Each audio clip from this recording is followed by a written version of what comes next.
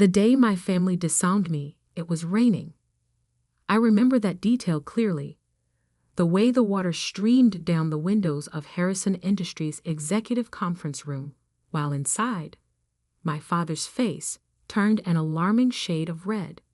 "Incompetent!" he shouted, slamming a stack of papers onto the polished table.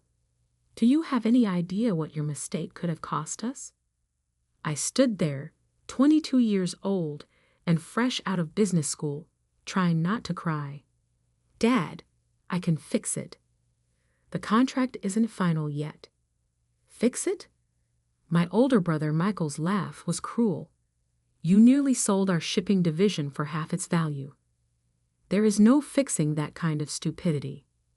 The mistake they were talking about was a draft contract I'd prepared for the sale of Harrison Maritime, one of our smaller divisions.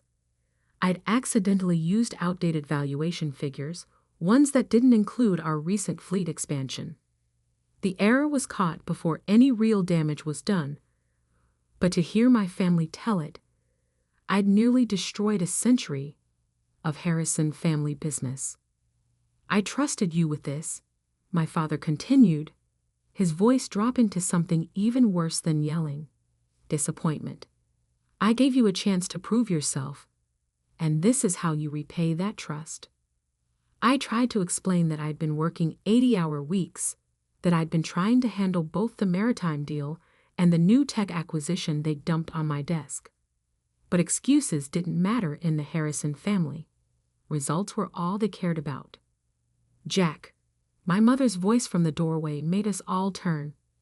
She stood there in her perfect Channel suit, looking more like a CEO than the socialite she pretended to be.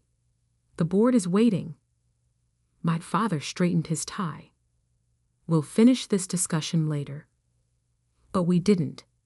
That evening, I was called to my father's study, the room where 3 generations of Harrison men had made the decisions that built our family empire.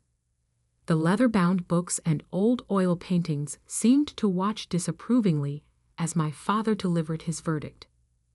"You're done here," he said without preamble. "The board has lost confidence in your judgment. Your position at Harrison Industries is terminated, effective immediately."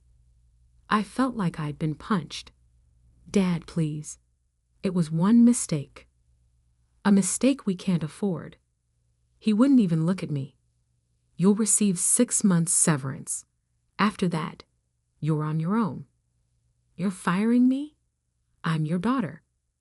"Which is exactly why this hurts so much." He finally met my eyes. "You're not just an employee, Emma. You're a Harrison. We trusted you to live up to that name, and you failed." My mother's voice came from behind me. I hadn't even heard her enter.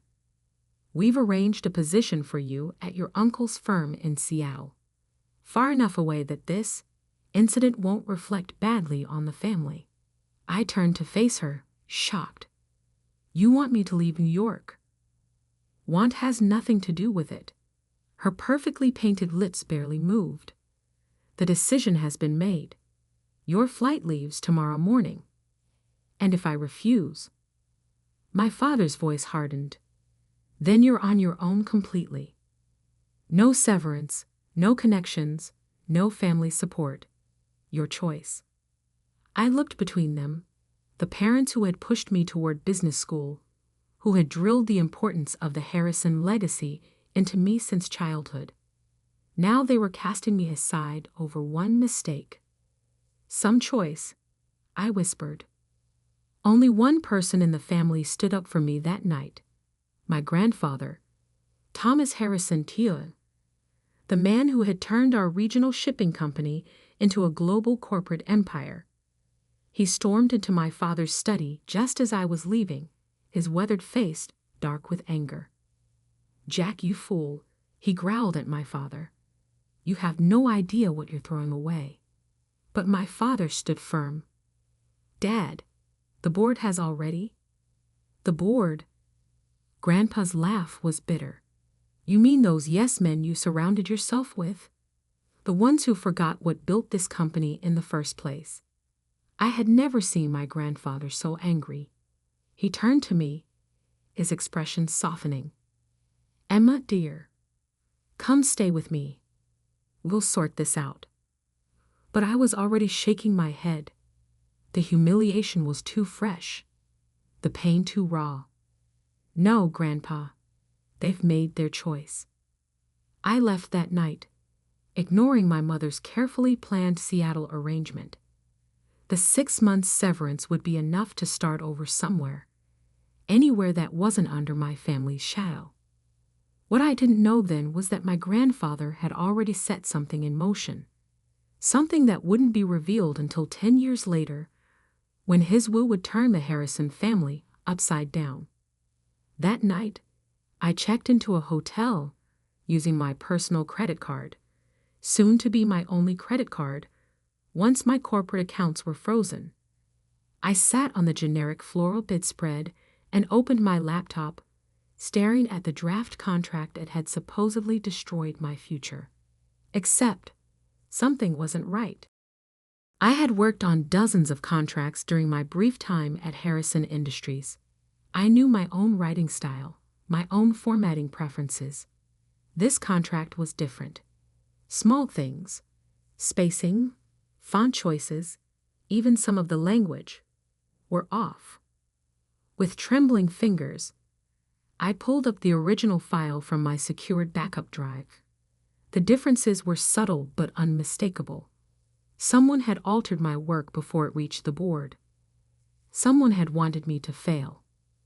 I thought about my brother Michael's smirk, the way he had been so quick to condemn my mistake, the way he had positioned himself as the only competent heir to the Harrison empire.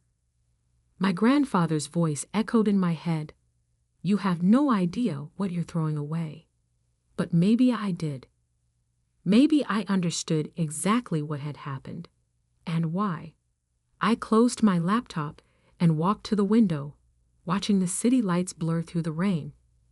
10 years ago, my great-grandfather had passed control of Harrison Industries to my grandfather instead of his older brother, a decision that had shocked the business world. History, it seemed, had a way of repeating itself in our family. My phone buzzed. A text from my grandfather. "Nothing is what it seems, Emma. Watch. Wait. Learn." I took a deep breath, making a decision that would shape the next decade of my life. I would not run to Seattle. I would not fade quietly into obscurity. I would watch. I would wait. And most importantly, I would learn exactly how deep this betrayal went.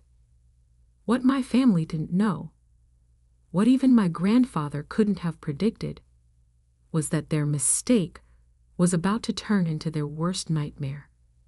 Because the contract I had actually prepared, the one that had been altered without my knowledge, it contained a hidden clause, a small but crucial detail that would only become apparent years later. A detail that would give me control of Harrison Maritime's most valuable assets, right when the family needed them most. I smiled at my reflection in the rain-streaked window. They thought they were teaching me a lesson about failure.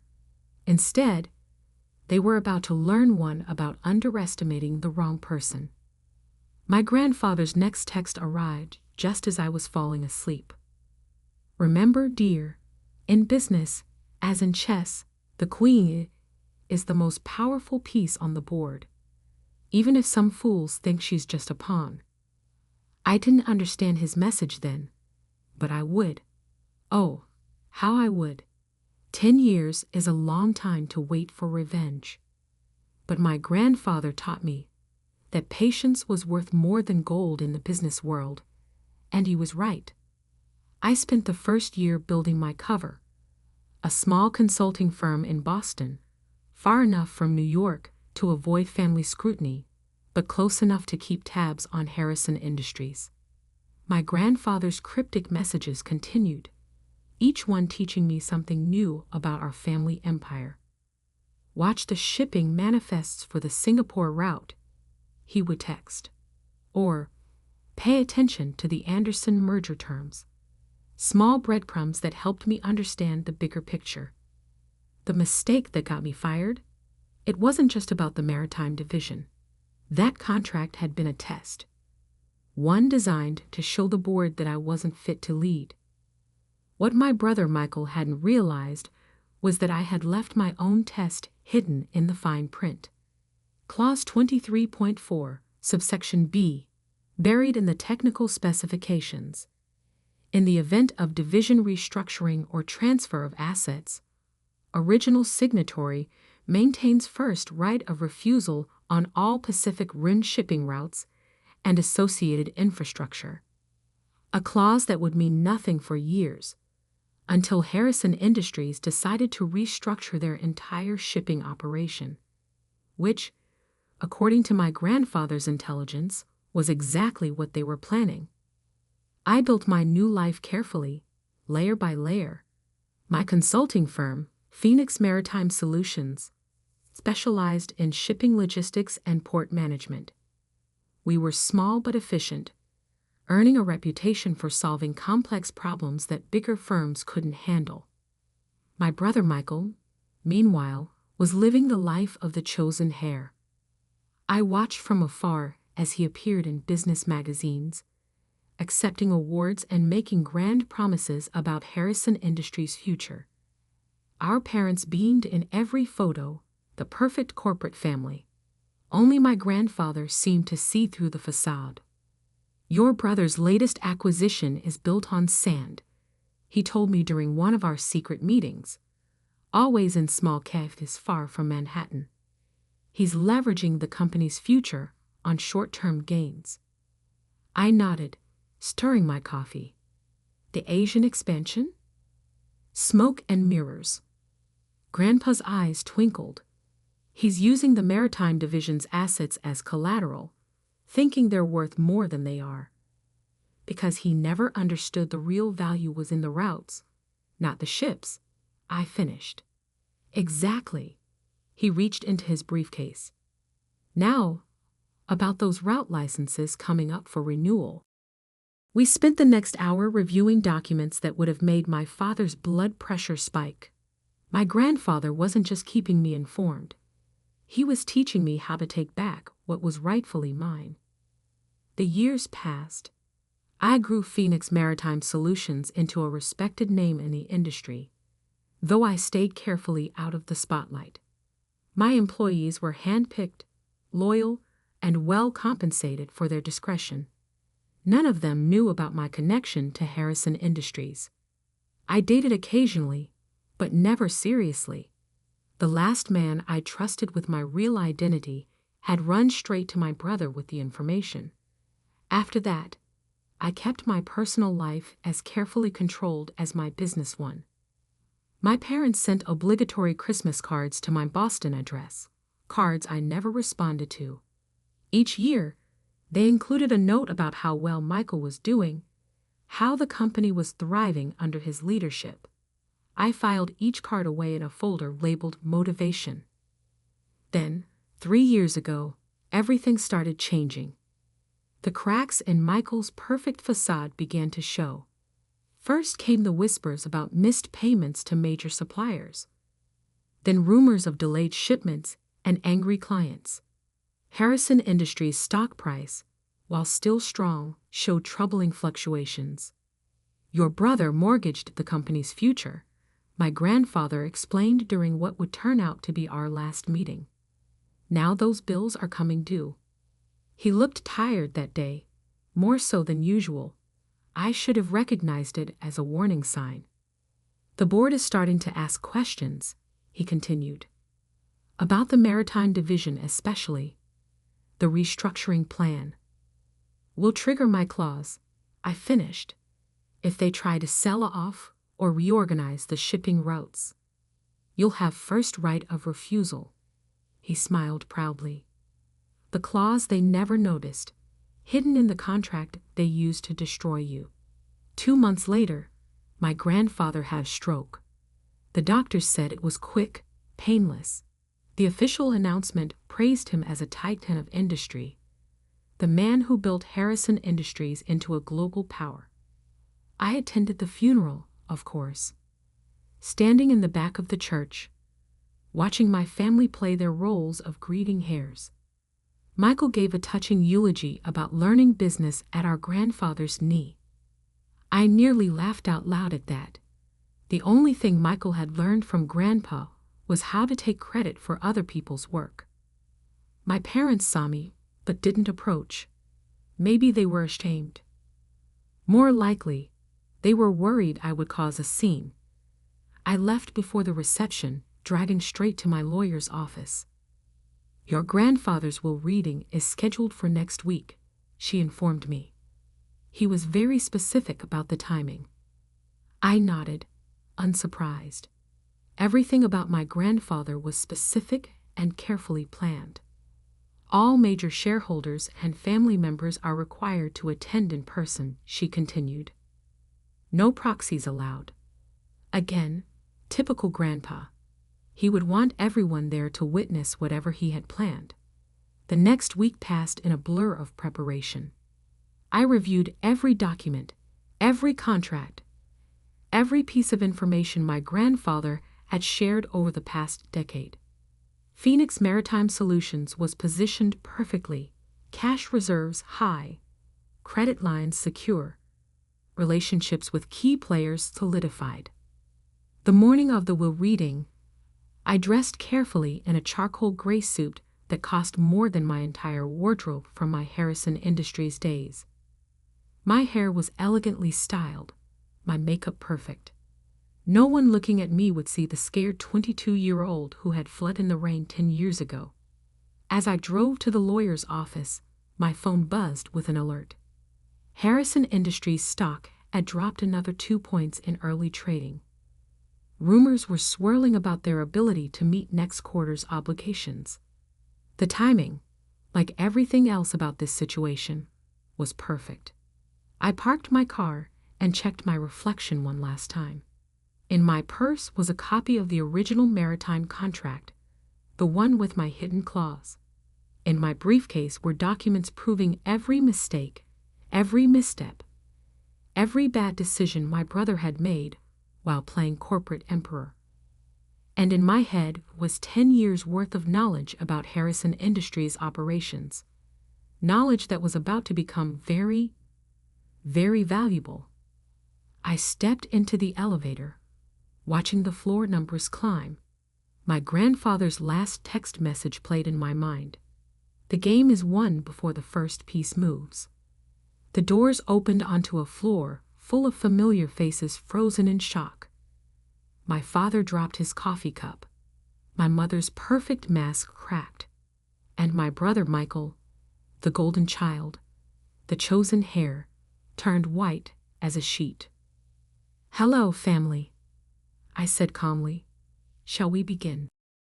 The conference room at Caldwell and Associates law firm crackled with tension.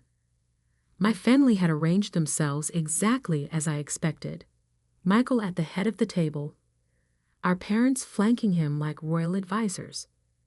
The board members filled the remaining seats, all carefully avoiding my gaze. Mr. Caldwell, my grandfather's personal attorney for over 40 years, cleared his throat. "Before we begin, I should note that Thomas was very specific about the order in which his will should be read. He left detailed instructions." Yes, Michael interrupted. "Can we get on with it? Some of us have a company to run." I bit back a smile. In a few minutes, that statement would be hilariously ironic. Mr. Caldwell opened an envelope, his expression carefully neutral. "Very well. This is the last will and testament of Thomas Harrison AI. The first few items were standard: personal belongings to various family members, charitable donations, arrangements for his staff." My mother dabbed at her eyes with a monogrammed handkerchief when he left her his antique jewelry collection. My father nodded approvingly at the size of the charitable endowments. Then came the part everyone was waiting for. Regarding Harrison Industries, Mr. Caldwell paused, adjusting his glasses. The situation is complex. Michael leaned forward. Complex how? The succession plan was clear. As CEO, as interim CEO, Mr. Caldwell corrected. Your position, like many things, was temporary pending the reading of this will. The room went silent.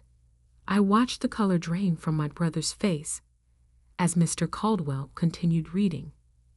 To my grandson, Michael, I leave these words of wisdom. Power without understanding is like a ship without a rudder. You sought control, but never learned why our company worked. You chased growth without appreciating the foundation that supported it. And most tragically, you betrayed your own sister to advance yourself. Michael shot to his feet. This is ridiculous. I didn't. Sit down, Mr. Caldwell said firmly. There's more. He pulled out another document, one I recognized, my original maritime contract. 10 years ago, a contract was deliberately altered to discredit Emma Harrison and force her removal from the company. I have here the original document, along with proof of who made those alterations. My father's face had turned an interesting shade of purple. That's ancient history. The board's decision was based on falsified evidence, Mr. Caldwell finished. Evidence that Michael provided after tampering with his sister's work. The board members began murmuring among themselves. I noticed several of them eyeing the exits. Furthermore, Mr. Caldwell continued, the original contract contained a clause that becomes particularly relevant now. Emma, would you like to explain? All eyes turned to me. I stood slowly, smoothing my suit jacket. Clause 23.4, subsection B, gives the original signatory, me, first right of refusal on all Pacific Rim shipping routes and associated infrastructure in the event of division restructuring. Which means nothing, Michael snapped. We're not restructuring the maritime division. Actually, I pulled out my phone, displaying the morning stock alerts. You are. The Singapore deal you announced last week? The one meant to save the company from the debt you've accumulated. It can't happen without restructuring the shipping operations. Which means you need my approval. I finished. And you won't get. The room erupted in chaos. Board members were already on their phones, likely calling their lawyers. My mother had actual tears running down her face, ruining her perfect makeup. My father looked like he might have a stroke. Mr. Caldwell raised his voice over the din. There's more. From his briefcase, he produced a thick folder. Thomas Harrison's majority shareholding in Harrison Industries is hereby transferred in its entirety to his granddaughter, Emma Harrison. The silence that followed was deafening. Additionally, he continued, all voting rights associated with the family trust shares are to be exercised by Emma Harrison, effective immediately. Michael collapsed back into his chair. This can't be legal. Dad, do something. But our father was staring at another document Mr. Caldwell had placed on the table, a detailed report of Harrison Industries' finances under Michael's leadership. Your grandfather spent the last 10 years documenting every mistake, every poor decision, every instance of mismanagement. Mr. Caldwell explained. He worked closely with Emma to understand the true state of the company while you were all believing your own press releases. I stepped forward, placing my own folder on the table. Phoenix Maritime Solutions, my company, has spent years building relationships with the clients you've been neglecting. We've secured contracts you didn't even know were available. And now you own us, my father whispered. No, I corrected. I own what's mine. What should have been mine 10 years ago, before you chose to believe lies over truth? Mr. Caldwell cleared his throat. There's one final item. A letter Thomas wanted read aloud. He opened a sealed envelope and began reading. To my family. Power doesn't come from titles or boardroom theatrics. It comes from understanding. Understanding your business, your people, and most importantly, yourself. 10 years ago, you cast aside the one person who truly understood what made Harrison Industries work. You chose flash over substance, greed over growth, betrayal over loyalty. Emma didn't just survive your betrayal, she thrived despite it. While you were all watching Michael play CEO, she was learning every aspect of this industry. She built her own success while watching you destroy your inheritance.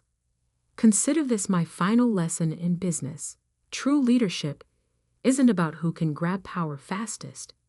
It's about who can wield it wisely. Emma, the company is yours. Make it what it should have been all along.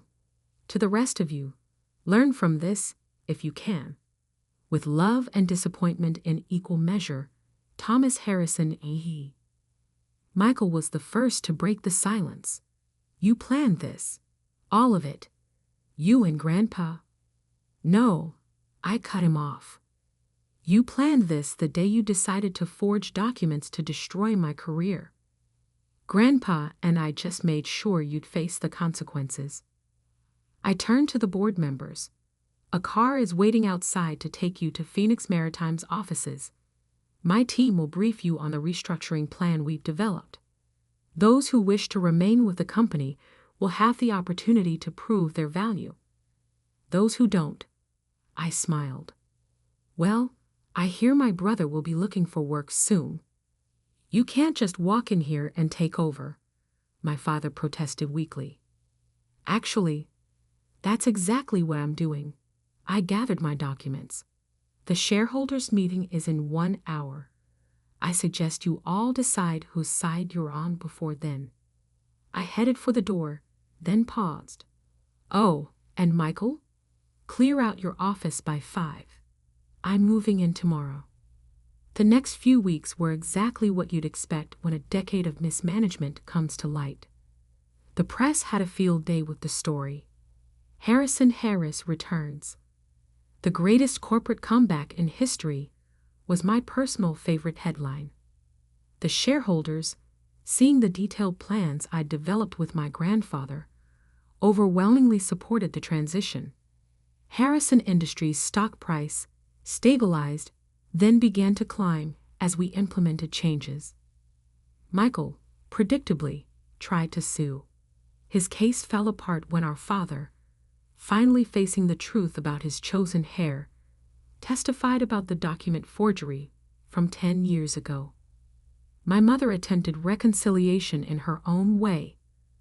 Lunch invitations, shopping offers, suggestions that we should all just move forward as a family.